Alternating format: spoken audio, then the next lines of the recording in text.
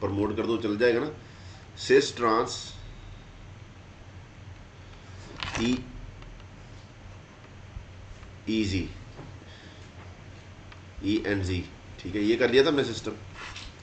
ये कहाँ पे यूज़ होता है? अब आपको इसके अलावा आपको क्या करना पड़ेगा, दो तीन चीज़ें और करनी पड़ेगी। एक होता है सिन एंटी सिस्टम। क्या होता है जी? सिन एंटी सिस्टम, ठीक है जी। सिन एंटी सिस्टम होता है नाइट्रोजन नाइट्रोजन डबल बॉन्ड पे। ये कौन सा सिस्टम होगा? अगर ऐसे ग्रुप लगे हो तो ये क्या हुआ? एंटी। डाईएजो कंपाउंड बोलते हैं बेटा। ऑर्गेनिक केमिस्ट्री में कहीं भी नाइट्रोजन की जगह ऐसा लिखा है, मतलब उसमें नाइट्रोजन है, उस कंपाउंड में क्या है? डाईएजा मतलब 2 नाइट्रोजन, ट्राईएजा मतलब 3 नाइट्रोजन, ऐसा मतलब नाइट्रोजन होता है, ठीक है जी। अभी एंटी होगा, सिन क्या हो जाएगा? ठीक है बेटा जी। और सिन एंटी आपको कहाँ देखना पड़ेगा? एल्डोक्साइंस में देखना मिलेगा। किसमें देखने को मिलेगा? एल्डोक्साइंस में। किसमें? ऑक्साइम ग्रुप होता है। ऑक्साइम कैसे बनता है? Oxime is a functional group which is obtained by, note कर लो। ओके, आपको फंक्शनल ग्रुप याद तब रहेंगे तब आप जब आपको पता लगेगा बनते कैसे हैं। अब ये देखो,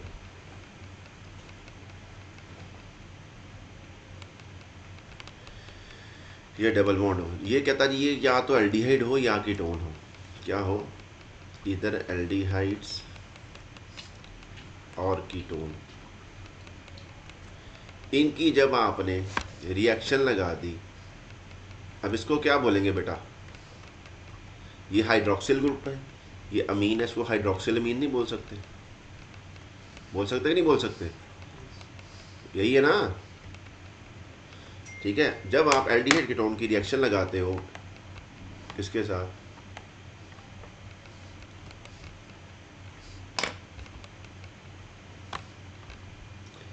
किसके साथ? हाइड्रोक्सिल अमीन के साथ। क्या वाटर निकलता दिखाई दे रहा है तुमको? दिख रहा है? दिख रहा है? दिख रहा है? ठीक है बेटा जी। ये डबल बॉन्ड एन, ये ओ एच हो गया, क्लियर है? और इधर की पे क्या हो गया? लोन पेयर हो गया। क्लियर है कि नहीं क्लियर? ठीक है। एक बात याद कर लो, तुमको शायद पता होगा, ये ऑक्साइम होता है। ये ग्रुप कौन सा हो गया? ऑक्साइम ग्रुप हो गया। देखा मैंने किया था तुम्हारा ठंडा। ये क्या है? Oxime group. कौन सा ग्रुप है? बनता कैसे है? हाइड्रोक्सिल अमीन की एल्डिहाइड या कीटोन के साथ रिएक्शन लगाने में। ठीक है कि नहीं? ठीक है? ठीक है कि नहीं? ठीक है। अगर कीटोन यूज कर रहा है तो कीटोक्साइम बोलेंगे, अगर एल्डिहाइड यूज कर रहा है तो एल्डोक्साइम बोलेंगे। क्लियर है कि नहीं क्लियर है? समझ लग गई है कि नहीं लग गई है? चले आगे। अगर कीटोन यूज कर रहा है, इफ कीटोन यूज कर रहा है तो कीटोन से क्या बनता है? कीटोन यूज कर रहा है तो क्या बनेगा? कीटोक्साइम। जो भी उसका नाम होगा ऑक्साइम साथ में लिख दो, ठीक है जी। बेंजाल्डिहाइड का ऑक्साइम, जो भी एसिटोफिनोन का ऑक्साइम, जो भी नाम है उसके आगे लिख दो बस, ऑक्साइम के आगे, ठीक है जी। किसका ऑक्साइम बनाया? ठीक है, क्लियर है? आपसे एल्डिहाइड का ऑक्साइम बनाया तो समझ लगी कि नहीं लगी? क्या बोलेंगे बेटा इसको? एल्डोक्साइम। क्लियर है कि नहीं क्लियर है? अब इनमें भी सिनेंटी होता है। क्या होता है? सिनेंटी होता है। बहुत क्रूशल बातें बताने वाला हूँ, ये बहुत पढ़ने के बाद ये बातें पता चलती हैं। अगर एल्डिहाइड हुआ, ये होगा ना, एक तरफ एच ग्रुप होगा ना, अगर तो ओ एच और एच सेम साइड पे हैं तो इसको बोलते हैं सिन। ठीक है बेटा जी। अगर ओ एच और एच क्या है जी, क्या बोलते हैं? ऑपोजिट साइड पे हैं तो उसको क्या बोलते हैं? एंटी। क्लियर है? पता लग गया ऑक्साइम में कैसे डिसाइड करना है? औखा है, बहुत औखा है। ठीक है जी, इतना याद रखना डिसाइड कैसे करना है। अब कीटोन में कैसे डिसाइड करेंगे? कीटोन में कैसे डिसाइड? कीटोन में तो ऐसा कुछ डिसाइड हो नहीं सकता क्योंकि दोनों ही आर ग्रुप होंगे ना। ठीक है बेटा जी। ठीक है, जो ओ एच की साइड पे लगा होगा ग्रुप, उसके हिसाब से वो सिन, ओ एच के हिसाब से सिन होगा। जो एच के ओ एच के ऑपोजिट लगा होगा वो क्या होगा जी? एंटी। ठीक है बेटा जी। यानी कि आर के हिसाब से ये क्या है? एंटी है। आर डैश के हिसाब से ये क्या है? सिन। क्लियर है कि नहीं क्लियर है? एक अल्काइल ग्रुप के विद रिस्पेक्ट टू सिन हो सकता है, एक अल्काइल ग्रुप के विद रिस्पेक्ट टू एंटी हो सकता है। क्लियर है कि नहीं क्लियर है?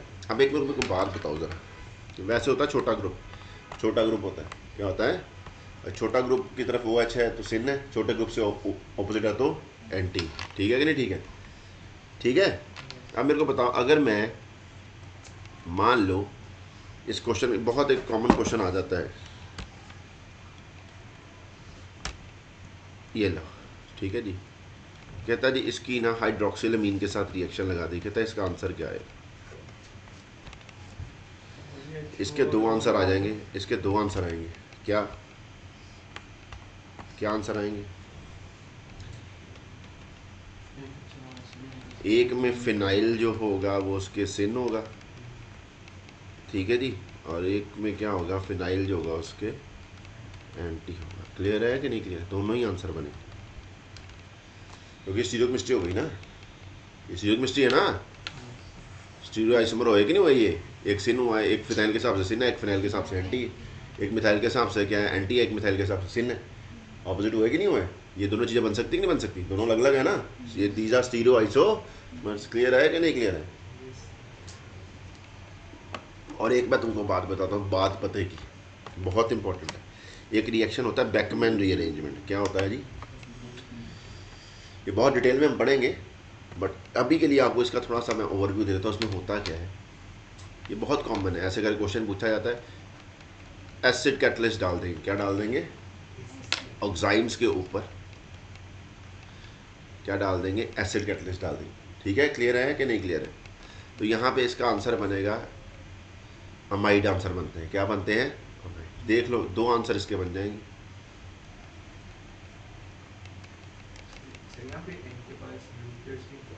वो तो लोन पे तो होता ही है, मैं तुमको एक बात बताता हूँ, शॉर्टकट बताता हूँ, तुमको पता होना चाहिए। वैसे मेरे अकॉर्डिंग तुमने मेरे से केमिस्ट्री करी है, तुमको पता नहीं, ये बात पता क्यों नहीं है, आई डोंट नो, पता होनी चाहिए थी, ठीक है जी। एन के ऊपर देखो, एक में क्या हुआ है, देखो अमाइड बन गया, इससे अमाइड बन जाता है, रीअरेंजमेंट, बैकमैन रीअरेंजमेंट बोलते हैं इसको, क्या बोलते हैं, बैकमैन रीअरेंजमेंट, क्या बोलते हैं इसको, बैकमैन रीअरेंजमेंट एक नेम रिएक्शन है जिसमें ऑक्साइम से क्या बनते हैं, अमाइड बनते हैं। क्या बनते हैं बेटा जी, अगर आपने पहले एल्डिहाइड कीटोन देखा, फिर हाइड्रोक्सिलमीन देखा, उसके आगे एसिड देखा, इसका मतलब आपको क्या आ गई है, बैकमैन आ गई है।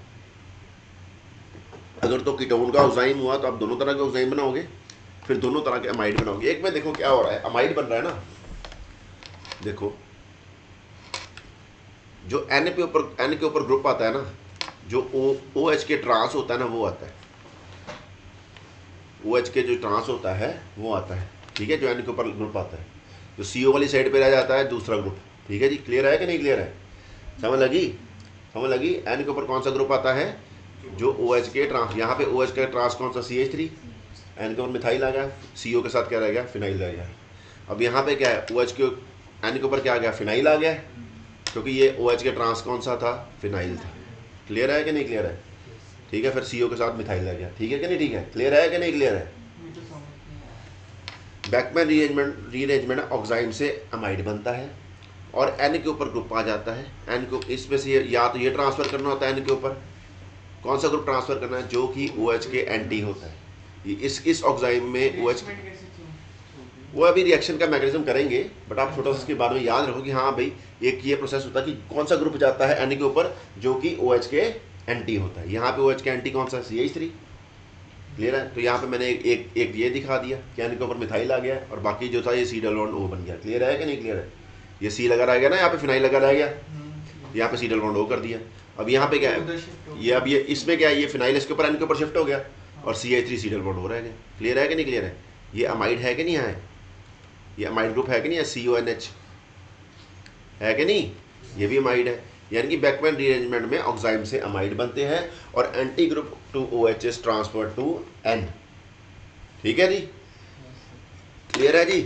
यहाँ पे एक बात छोटी सी लिख देते हैं, ये अभी क्यों कराया सर, ये अभी क्यों कराया आपने, ये तो हमने पढ़ा भी नहीं था, ऐसा क्यों करते हो।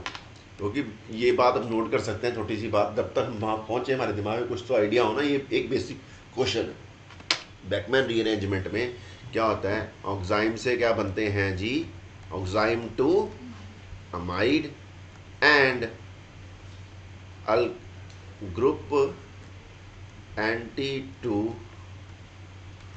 OH ends at N and other group forms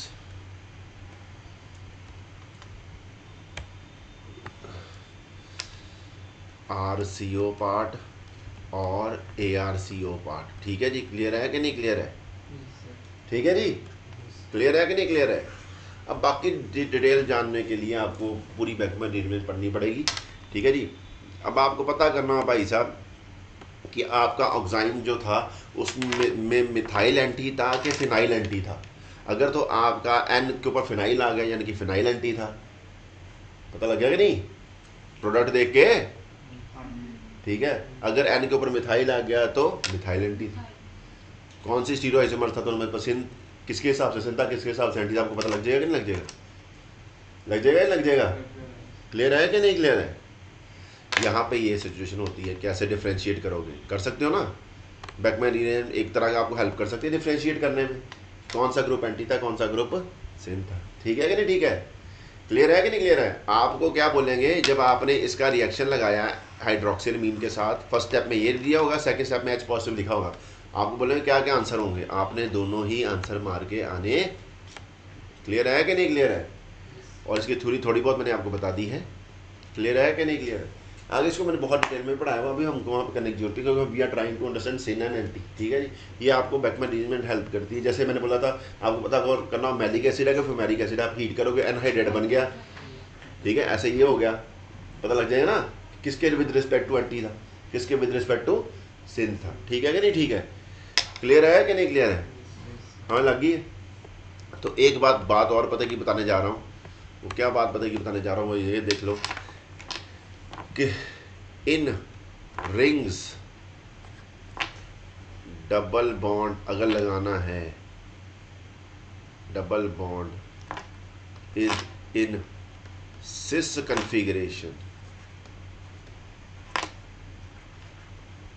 up to carbon 7, up to carbon, अगर 7 मेंबर रिंग बनाई है आपने, तो आपने अगर डबल बॉन्ड लगाना है तो आपने अल्कीन कौन सी बनानी है जी? सिस बनाने की कोशिश करनी है। 5 मेंबर रिंग में भी क्या अल्कीन बनेगी? सिस अल्कीन बनेगी, ट्रांस अल्कीन नहीं बनती। 7 तक ये बनेगी। फर्स्ट टाइम ट्रांस कन्फिगरेशन कहाँ पे आती है? C8 से। किससे? C8 से। ठीक है जी, ठीक है। इसमें भी अभी 8 में भी क्या होता है? Cis is more stable than trans, cis is more stable than trans. ठीक है बेटा जी, ठीक है जी, क्लियर है कि नहीं? देन ट्रांस यहाँ रिंग के अंदर, रिंग के अंदर, क्योंकि पहली बार कहाँ पे आ रही है? 8 पे, पर 8 पे भी इतनी ज़्यादा स्टेबल नहीं, आ जाएगी कुछ ना कुछ बनेगी, बट इतनी ज़्यादा स्टेबल नहीं होगी। ज़्यादा अमाउंट में कौन सी बनेगी? सिस बनेगी, कम अमाउंट में क्या बनेगी? ट्रांस बनेगी। जब 10 कार्बन हो जाते हैं, और कार्बन कितना से? कार्बन 10 से क्या हो जाती है? ट्रांस क्या होनी शुरू हो जाती है? More stable. ठीक है जी, क्योंकि फ्लेक्सिबल इतना बड़ा रिंग बन जाता है कि वो रिंग ट्रांस कन्फिगरेशन ले सके और स्टेबल रहे। क्लियर है कि नहीं क्लियर है? ये बहुत इंपॉर्टेंट बात है, ये बहुत इंपॉर्टेंट बात है। क्लियर है कि नहीं क्लियर है? ठीक है जी, ठीक है। चलें आगे, ये बात हो गई, अब ये भी हो गया। उसके बाद हाँ जी, ठीक है। अब ये देखो अगली चीज़ क्या बात बताने जा रहा हूँ आपको। मैंने बोला था साइक्लोप्रोपेन, एक बात नोट करना, रिंग्स में, इन रिंग्स, अब आप नहीं, अब आपको आ जाएगा question of stability of alkenes, stability of alkanes. क्या आ जाएगा? स्टेबिलिटी ऑफ अल्केन, अल्कीन जो भी हमने पढ़ा, अल्केन के अंदर स्टेबिलिटी क्या होगी? Branched is more stable than unbranched, branch is more stable than unbranched. ठीक है जी। Compactness increases, force of attraction increases. ठीक है जी, मॉलिक्यूल के आपस में इंटरेक्ट करने के चांस क्या हो जाते हैं? बढ़ जाते हैं। मॉलिक्यूल के अंदर फोर्सेस ऑफ अट्रैक्शन बढ़ जाती है जब वो क्या होता है? ब्रांचेस ज़्यादा होती जाती है, यानी कि पेंटेन ज़्यादा स्टेबल हुआ, नियोपेंटेन ज़्यादा स्टेबल होगा, आइसोपेंटेन ज़्यादा स्टेबल हुआ? नियो में ब्रांचिंग ज़्यादा, आइसो थोड़ा सा कम। ठीक है जी, क्लियर है कि नहीं क्लियर है? समझ लगी? अल्केन के अंदर अभी अल्केन की बात करी है, समझ लगी? ठीक है जी। सेकेंड थिंग क्या बात कर रहा हूँ, सो पेंटेन हो गया, ये आपको स्टेबिलिटी ऑर्डर क्या पता लग गया, पेंटेन। फिर क्या आ जाएगा, क्या आ जाएगा? आइसोपेंटेन। फिर क्या आ जाएगा? नियोपेंटेन। ठीक है जी। सेकेंड थिंग क्या आ जाएगी? हाँ, जब 7-8 कार्बन जाते हैं तो नियो आइसो यूज करना गलत होता है? वो बहुत सारा जगह पे CH3 मैंने बोला फाइव कार्बन से आगे 6। हाँ उसमें नियो की भी ऑप्शन थी, एक नॉर्मल भी ऑप्शन थी। हाँ, आंसर वैसे नॉर्मल था, नियो गलत था। मैंने यही बोला था तुमको कि बहुत सारे स्ट्रक्चर्स के अंदर आपको ऐसे बहुत सारे तरीके से नियो में बनता होगा, बहुत तरीके से आइसो बनता होगा। मतलब एक ही स्ट्रक्चर में CH3CH आता भी होगा और वो दो तरीके से बनता होगा। अब आप किसको आइसो बोलोगे, किसको नहीं बोलोगे, ये मतलब है। ठीक है जी। 5 से आगे आइसो यूज़ करना बंद कर देते हैं, 6 से आगे नियो यूज़ करना बंद कर देते हैं। तो बोला हुआ है, वो कन्फ्यूजन क्रिएट होती है, नाम सबका अलग अलग होना चाहिए ना, ये है। समझ लग गई है? क्लियर है कि नहीं क्लियर है? अब आपको आ जाएगी स्टेबिलिटी। अब हीट ऑफ कंबशन का डाटा आ जाएगा। क्या आ जाएगा? Heat of combustion. Heat of combustion क्या होती है बेटा? आपने थर्मोडायनेमिक्स पढ़ी है मेरे से। 1 मोल कंपाउंड को जलाओ और जो हीट रिलीज हुई, ठीक है ना, heat released when 1 mole of compound is completely burned. Completely burn होना चाहिए, इनकम्प्लीटली कंबशन बर्न नहीं होना चाहिए। ठीक है ना? अब बताओ किस में से कितनी एनर्जी निकलेगी, किसी चीज़ में से कितनी एनर्जी रिलीज होगी, जितनी उसके अंदर होगी। किसी चीज़ में से कितनी एनर्जी बाहर आ सकती है, जितनी उसके अंदर होगी। समझ लगी क्या लगी? ये औखा के बहुत औखा है। जितनी एनर्जी तुम्हारे अंदर है उतनी मैं तुम्हारे से बाहर निकाल सकता हूँ, उससे ज़्यादा तो निकाल नहीं सकता। यानी कि हीट रिलीज्ड ड्यूरिंग कंबशन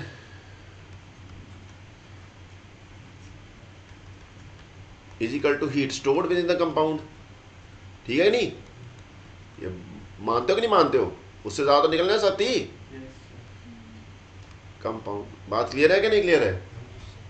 और किसी दो मॉलिक्यूल हैं A एंड B। जब हीट इसके अंदर हीट ज़्यादा रिलीज हुई है, इसके अंदर हीट कम रिलीज हुई है, कौन सा ज़्यादा स्टेबल था, A के B? स्टेबल कंपाउंड के अंदर एनर्जी ज़्यादा होती है कम होती है? स्टेबल कम होती है। कम होती है ना। A के अंदर एनर्जी ज़्यादा रिलीज हुई है, B के अंदर एनर्जी कम रिलीज हुई है, कौन सा ज़्यादा स्टेबल हुआ?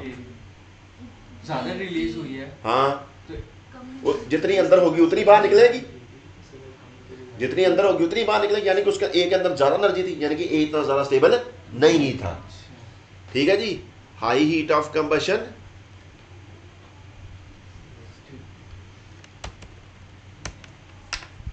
हाई एनर्जी लो स्टेबिलिटी, ये तो पढ़ा ही हुआ ना। ठीक है बेटा जी, क्लियर है कि नहीं क्लियर है? जितनी ज़्यादा एनर्जी रिलीज होगी उतनी स्टेबिलिटी क्या होगी, कम होगी। ठीक है जी। High low stability. ठीक है जी।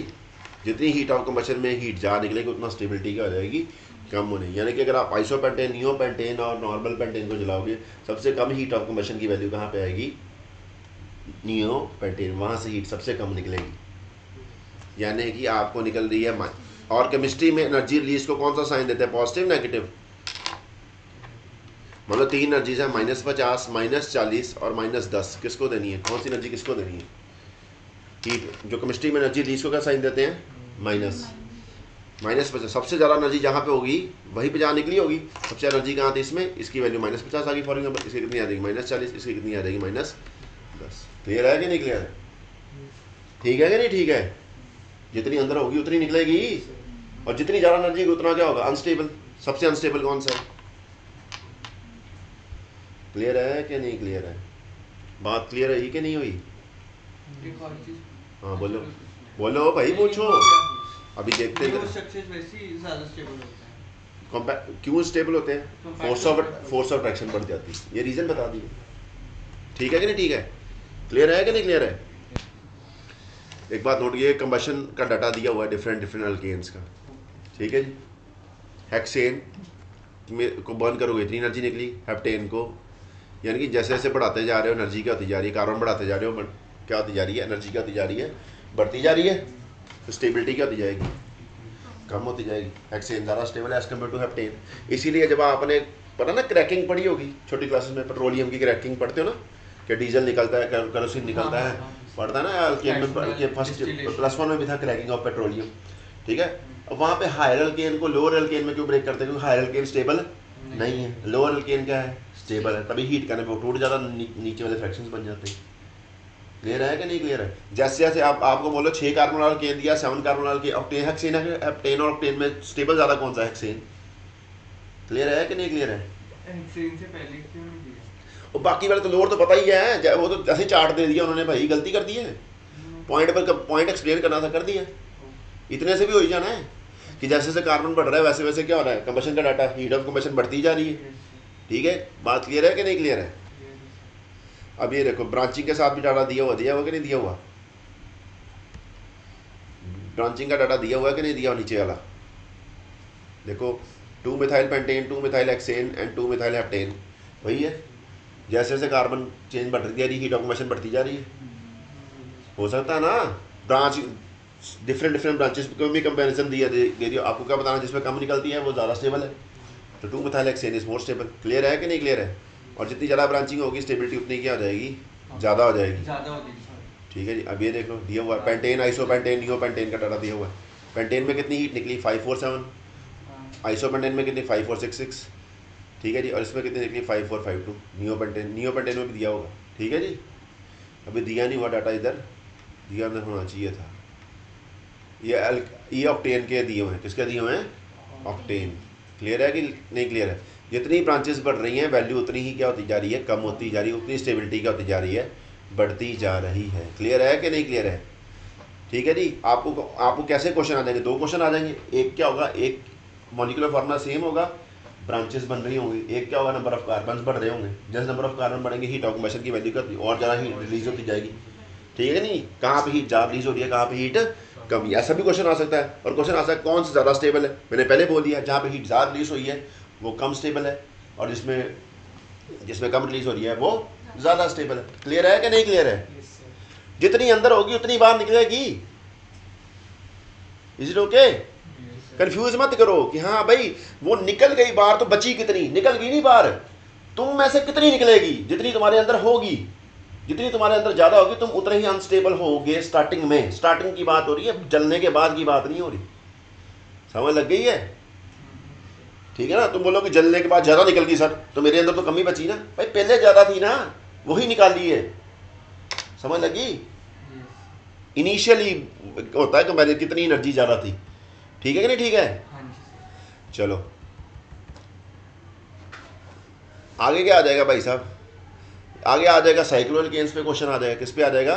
साइक्लोएल्केन्स। 2 मिनट पॉज करते हैं, साइक्लोएल्केन वाला डाटा भी ले आते हैं। ठीक है कि नहीं ठीक है? अभी ये साइक्लोएल्केन का डाटा है, डिफरेंट रिंग्स का डाटा है, साइक्लोप्रोपेन, ब्यूटेन, पेंटेन, हेक्सेन। देखो हेक्सेन से जितने कार्बन कम करते जा रहे हो उतना हीट ऑफ कंबशन की वैल्यू बढ़ती जा रही है। देख लो, पर CH2 देखना होता है, हमने क्या देखना होता है, पर एक CH2 के नंबर ऑफ, जितना एक CH2 कम करो कितनी हीट कम चेंज आ रही है। यहाँ पे देखो सबसे ज़्यादा चेंज यहाँ पे है ना 697 हीट ऑफ कंबशन पर CH2 देखना होता है। यहाँ पे हीट ऑफ कंबशन पूरी रिंग का नहीं देखना होता है, पर CH2 देखना होता है। और लास्ट वाला 697 है। ये कौन सा साइक्लोप्रोपेन रिंग, सबसे अनस्टेबल रिंग कौन सी होती है, 3 मेंबर रिंग, यानी कि 3 मेंबर रिंग बहुत जल्दी टूटने की कोशिश करेगी। थोड़ा सा कम जल्दी कौन सी टूटेगी, 4 मेंबर, ये भी टूट जाएगी। 5 मेंबर और 6 मेंबर नहीं टूटती जल्दी की, इसमें ज़्यादा फर्क नहीं है। देख लो 5 और 6 मेंबर सबसे स्टेबल है, 5 और 6 मेंबर क्या है सबसे स्टेबल। रिंग बनाने की कोशिश कौन सी करनी है, 5 और 6, 7 भी थोड़ी सी है, बट आगे देखो 5, 6, 7 तक चल गया, आगे फिर से वैल्यू बढ़नी शुरू होगी, होगी कि नहीं होगी। 57 के आगे देखो 58, 59, 59, 58 बढ़ती जा रही है, और नहीं बढ़ती जा रही है, बढ़ती जा रही है।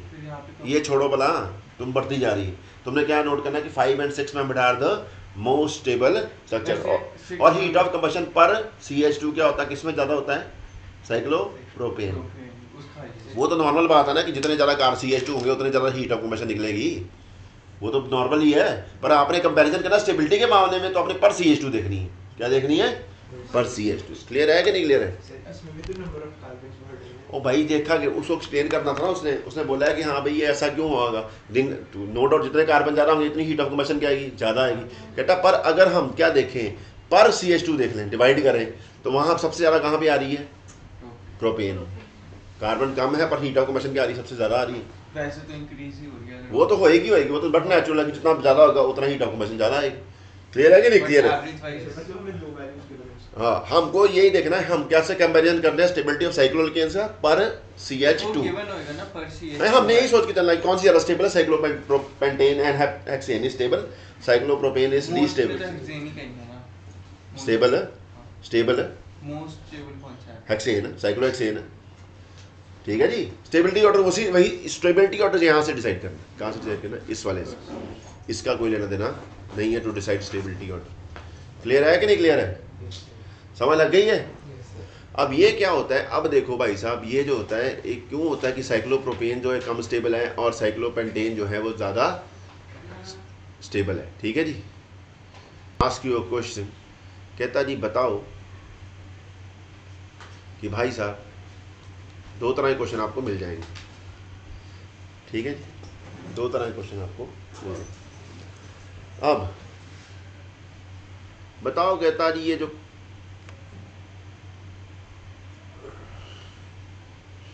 इतनी मेहनत करी थी,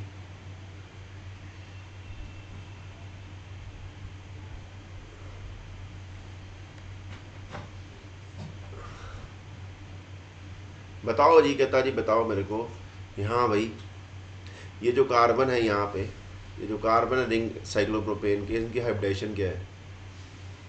बताओ इनकी हाइब्रिडेशन क्या होगी? क्या हाइब्रिडेशन है? मैंने हाइब्रिडेशन बोला sp3 sp2 sp क्या सिंगल बॉन्ड होता है तो हाइब्रिडेशन कौन सी होती है? sp3। तुम क्या आंसर मार के आओगे? sp3, और ये गलत हो जाएगा। ठीक है जी। अब देखो sp3 में बॉन्ड एंगल कितना होता है? 109 डिग्री 28 मिनट होता है, और ये इक्विलेटर ट्रायंगल है, इसमें एंगल कितना होगा? 60 डिग्री। ये होगा ना? ठीक है। अब 109 होना चाहिए तो है कितना एंगल है? 60। आपने कितना बॉन्ड्स को पास में लेके किया ना आपने, बहुत 109 डिग्री में फैला होना चाहिए, थोड़े एंगल छोटे करने पड़े आपको बॉन्ड को। अब क्या रिंग के अंदर स्ट्रेन आएगा कि नहीं आएगा? स्ट्रेन आएगा। ये जो एंगल के कारण स्ट्रेन आता है ना, इसको बोलते हैं बेयर स्ट्रेन। क्या बोलते हैं? जो एंगल्स के कारण स्ट्रेन होता है ना, कि आपको रिंग को कॉन्सेंट्रेट करना पड़ा to from normal angle to जितना आपको मोड़ना पड़ता है ताकि वो रिंग बन जाए, वो कौन सा एंगल? वो क्या होता है? Baeyer strain. और बेयर स्ट्रेन की वजह से साइक्लोप्रोपेन रिंग बहुत ज़्यादा अनस्टेबल होती है। अब ये बॉन्ड जो होते हैं, ये बॉन्ड सीधे नहीं होते, ये बेंट बॉन्ड होते हैं। कैसे बॉन्ड होते हैं? बेंट, फुले फुले से बॉन्ड होते हैं। ठीक है जी। आपको ऐसे बंद करना पड़ेगा ना। इनको बोलते हैं बनाना बॉन्ड्स। क्या बोलते हैं इनको? बनाना बॉन्ड्स। और ये टूटने की कोशिश करेंगे कि नहीं करेंगे? करेंगे ना, इसीलिए टूट जाते हैं। और जो रिएक्शन अल्कीन शो कर सकते हैं वही साइक्लोएल्केन भी शो करते हैं। ठीक है जी। जो रिएक्शन अल्कीन शो करते हैं वो कौन शो कर सकता है? साइक्लोप्रोपेन शो कर सकता है, क्योंकि ये डबल बॉन्ड की तरह बिहेव करता है। किसी तरह बिहेव करता है? जो रिएक्शन अल्कीन पे अगर सोचने कर रहे हो ना, वो यहाँ पे भी हो जाए। कि कोई भी एक बॉन्ड तोड़ दो, कोई भी एक बॉन्ड तोड़ दो, 1 और 3 के बीच में बॉन्ड तोड़ दो, 1 और 3, कोई भी 1 3 हो जाएगा ना, खुल गया ना। एक ही बॉन्ड तोड़ोगे पूरी रिंग खुल जाएगी। ठीक है कि नहीं? ठीक है। 1 और 3 के ऊपर बॉन्ड तोड़ दो। तो हर एक साइक्लो में होता है एक बॉन्ड। नहीं यहाँ ये इसका टूट जाएगा, बाकियों का नहीं टूटेगा। ब्यूटेन का भी टूट जाएगा पर पेंटेन का नहीं टूटेगा, हेक्सेन का नहीं टूटेगा, क्योंकि वो रिंग स्टेबल है। समझ लगी? ये क्यों टूटता है? इसको क्या दिक्कत है? क्योंकि इसके बॉन्ड क्या है? बेंट है। तो बेंट है तो कहता है एक और चीज। समझ लग गई? बनाना बॉन्ड है, इसके अंदर क्या सबसे ज्यादा बेयर स्ट्रेन किसके अंदर होती है? साइक्लोप्रोपेन के अंदर। क्लियर है? बेयर स्ट्रेन एंगल के कारण आती है। टॉर्शनल स्ट्रेन क्या होती थी? बॉन्ड के पीछे जो एक बॉन्ड जो होता है उसके पीछे वाला बॉन्ड, एक्लिप्स स्ट्रक्चर में क्या होता है? एक बॉन्ड के इलेक्ट्रॉन दूसरे बॉन्ड के जो पीछे पड़ा होता है, जो आपस में बॉन्डेड एटम नहीं होते, उनके बीच में जो स्टेरिक इंटरेक्शन होता है, that is called torsional strain. एक बॉन्ड के इलेक्ट्रॉन दूसरे बॉन्ड के इलेक्ट्रॉन को रिपेल कर रहे होते हैं, that is torsional strain. Angle के कारण जो स्ट्रेन होता है वो क्या होता है? बेयर स्ट्रेन होता है। समझ लगी कि नहीं लगी? क्लियर है कि नहीं क्लियर है? दो तरह की स्ट्रेन है, टॉर्शनल एंड बेयर। ठीक है जी। ये जो मैंने बोला था आपको कराया था ना, ऐसे एक्लिप्स स्ट्रक्चर बनाया था, ये वाला ये एटम इसके साथ बॉन्डेड थोड़ा है, ये स्पेस में एक दूसरे के पीछे आगे पीछे ना, इस बॉन्ड में भी इलेक्ट्रॉन है, इस बॉन्ड में भी इलेक्ट्रॉन, इस बॉन्ड के इलेक्ट्रॉन इस बॉन्ड के इलेक्ट्रॉन को रिपेल करेंगे। ये जो रिपल्शन होती है कौन सी होती है? टॉर्शनल स्ट्रेन होती है। ठीक है, या तो मॉलिक्यूल में टॉर्शनल स्ट्रेन होती है या तो मॉलिक्यूल में क्या होती है? बेयर स्ट्रेन होती है, या दोनों भी हो सकती है। इसमें बेयर स्ट्रेन है, रिंग बनानी पड़ी ना आपको डिफरेंट बहुत एंगल कंस्ट्रक्ट करके। समझ लगी है कि नहीं लगी? वो 128 डिग्री एंगल होना चाहिए था, पर एंगल कितना है? 60 डिग्री। अब वो बॉन्ड जोड़ने तो थे ना, बॉन्ड जोड़ने, बॉन्ड सीधे तो जुड़ेंगे नहीं, बॉन्ड कैसे जुड़ेंगे? उनको बहुत ज़्यादा मोड़ना पड़ता है, तो बैंड बॉन्ड बनते हैं, बनाना बॉन्ड बोलते हैं। ठीक है कि नहीं? ठीक है, क्लियर है कि नहीं क्लियर है? समझ लग गई है कि नहीं लग गई है? ये बहुत इंपॉर्टेंट चीज़ें हैं, ये बहुत पढ़ने के बाद मिलती हैं, बीच में बड़ा ज़्यादा पढ़ना पढ़ो फिर आगे, पर इतना कर लो तुमको बहुत है, तुम्हारे सारे क्वेश्चन हो जाएंगे। अब अगला क्वेश्चन क्या आ जाएगा बताओ जी? कहता है एक अगला क्वेश्चन तो आ गया ना, कार्बन की हाइब्रिडाइजेशन क्या है, वो वाला क्वेश्चन ना अभी तक कवर। तुमने बोला sp3, मैंने बोला गलत हो जाना। ठीक है जी, अब बोलेंगे तो कहता है ये आप देखो यहाँ पे दो तरह के बॉन्ड दिखाए हैं मैंने, एक जो रिंग के अंदर बॉन्ड है, ठीक है जी, और एक जो है रिंग के बाहर बॉन्ड है। जो रिंग के बाहर पॉइंट कर रहे होते हैं ना, उनके अंदर एस कैरेक्टर ज़्यादा होता है। ये जो बॉन्ड है इनके अंदर कौन सा कैरेक्टर ज़्यादा होता है? एस। देखो प्योर पी ऑर्बिटल होते हैं, तो प्योर पी ऑर्बिटल एक दूसरे कितने एंगल पे होते हैं? 90। P X P Y P Z एक दूसरे कितने होते हैं? 90। अगर sp3 हाइब्रिडेशन होती तो आपको 109 डिग्री से कितने मोड़ना पड़ता? 60 पे। कितना ज़्यादा डिफरेंस है। अगर आपका हाइब्रिडेशन sp3 ना हो, मान लो आप यहाँ पे अंदर वाले बॉन्ड जो बॉन्ड बने हैं वो पी ऑर्बिटल के ओवरलैप से बन रहे हैं, यानी कि अंदर वाले बॉन्ड के अंदर पी कैरेक्टर ज़्यादा है, तो कितने डिग्री? 90-60 लेके आना पड़ेगा। 90-60 लेके आना थोड़ा सा कम स्ट्रेन काम है, यानी कि ये जो अंदर वाले बॉन्ड होते हैं, रिंग के अंदर वाले बॉन्ड, इनके अंदर पी कैरेक्टर ज़्यादा होता है। ये ऐसा लगेगा कि प्योर पी के ओवरलैप से बने हैं। साइडवेज ओवरलैप कौन करता है? पी करता है ना।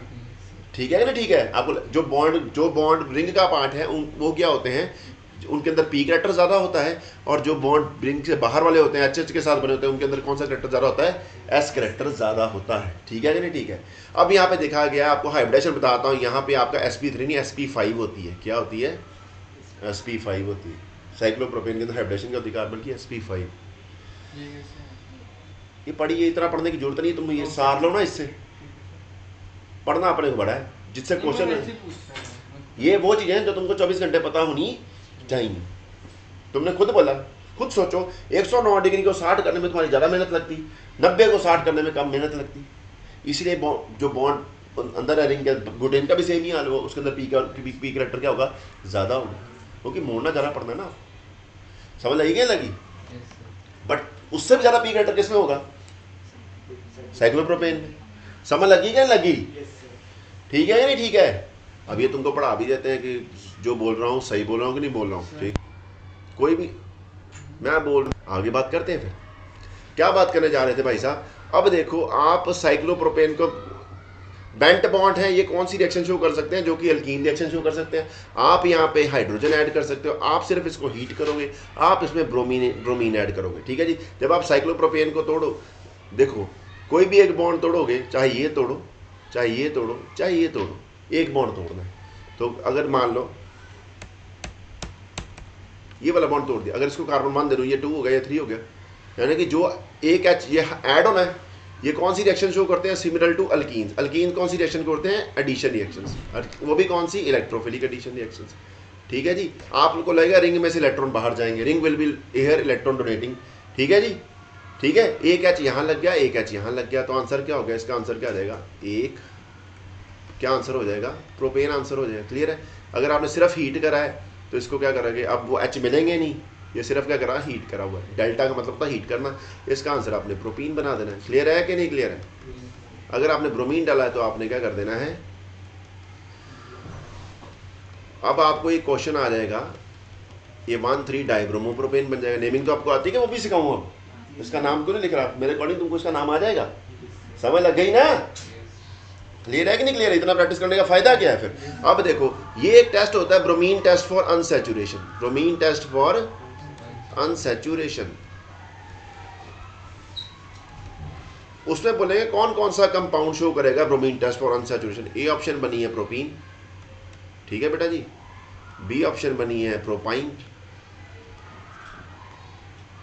और सी ऑप्शन बनी है साइक्लोप्रोपेन, एंड डी ऑप्शन बनी है जी ऑल ऑफ दीज, आंसर क्या आ जाएगा?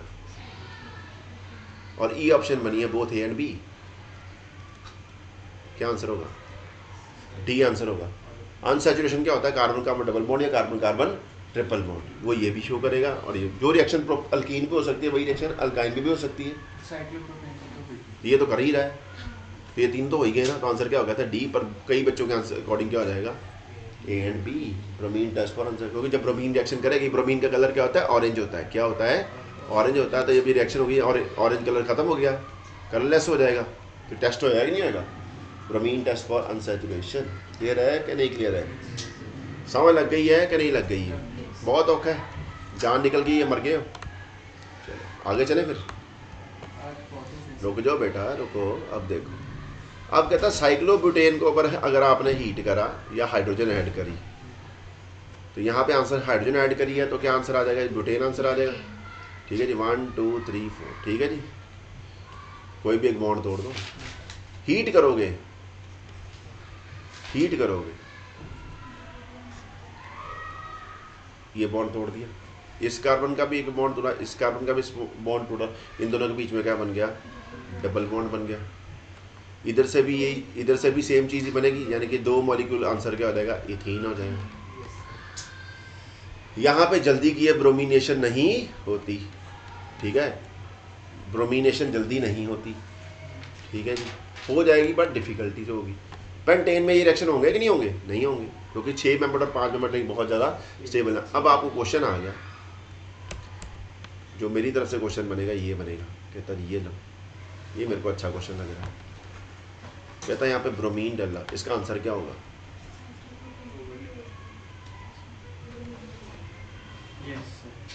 ये होगा कि इसका आंसर ये होगा। ऊपर वाले ये।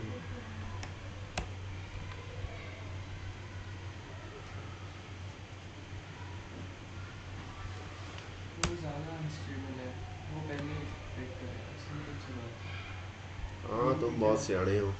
ऐसे गलत है कि सही है? हाँ वही है, वही टूटेगा, आंसर तो वही है।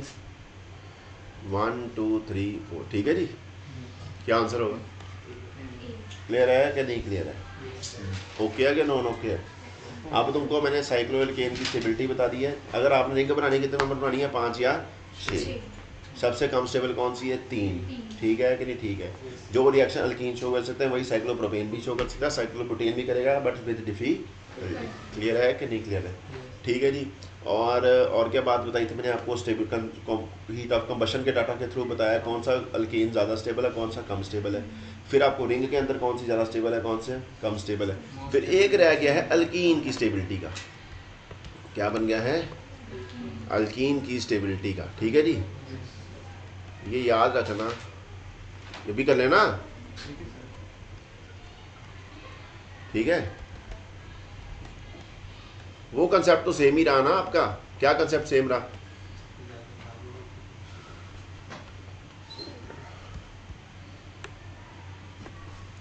ये कंसेप्ट तो आपका सेम ही रहा।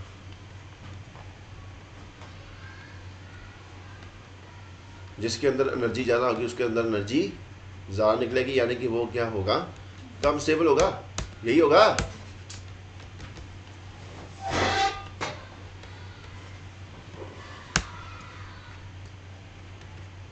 Oh shit.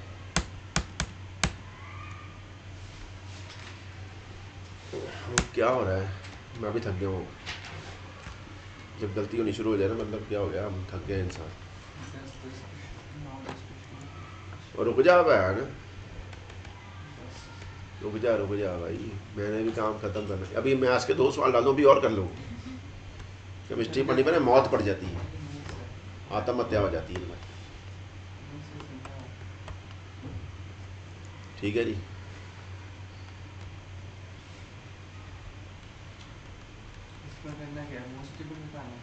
मोर स्टेबल, देखो यहाँ पे क्या होता है? मोर substituted alkyne more stable, alkyne more stable. जितने जाना, यानी कि यहाँ पे डबल बॉन्ड पे आर ग्रुप लगे होंगे ना, उतनी ही ज़्यादा स्टेबल होगी। इसका भी रीज़न बताता हूँ वो क्या। ठीक है जी, क्लियर है? क्या नहीं क्लियर है? Yes. यहाँ पे 4 ग्रुप लगे हुए हैं, 4 आर ग्रुप लगे हैं, तो ये क्या हो गया? Most stable. उसके बाद ये नंबर 1 पे आ जाएगा, ये नंबर 2 पे आ जाएगा, यहाँ पे 3 आर ग्रुप लगे हुए हैं, ठीक है। अब ये देखो structure number 3, structure number 4, structure 5, 4 ज़्यादा stable. ठीक है जी। सबसे ज़्यादा स्टेबल है 3, ये सिस नहीं है, दोनों आर ग्रुप सेम कार्बन पे लगे हुए हैं, ठीक है जी। है डाई सब्स्टिट्यूटेड पर दोनों आर ग्रुप क्या लगे हुए हैं। अब यहाँ पे ट्रांस है, ये क्या है? ज़्यादा स्टेबल कौन सी होगी? ट्रांस। 8 मेंबर रिंग के अंदर सिस से ज़्यादा स्टेबल होती है, वैसे क्या ज़्यादा स्टेबल होती है? ट्रांस, क्योंकि वहाँ पर पॉसिबिलिटी रिंग के अंदर स्ट्रेन बहुत ज़्यादा पड़ जाएगा आप सिस अगर वो बनाने की कोशिश करोगे, ट्रांस बनाने की कोशिश करोगे, ठीक है। वैसे trans alkene are more stable. Trans का सिर्फ क्या होता है? मेल्टिंग पॉइंट और स्टेबिलिटी ज़्यादा होता है। नोट कर लो, ट्रांस अल्कीन का सिर्फ मेल्टिंग पॉइंट और स्टेबिलिटी ज़्यादा है। ट्रांस अल्कीन का मेल्टिंग पॉइंट और स्टेबिलिटी ज़्यादा है, बाकी सारी प्रॉपर्टीज सिस की ज़्यादा होती हैं। बाकी सारा प्रॉपर्टीज किसकी ज़्यादा होती हैं? सिस की। रिफ्रैक्टिव इंडेक्स किसका ज़्यादा होगा? सिस का। डायपोल मोमेंट किसका ज़्यादा होगा? सिस का। ट्रांस का तो कैंसिल नहीं हो जाएगा।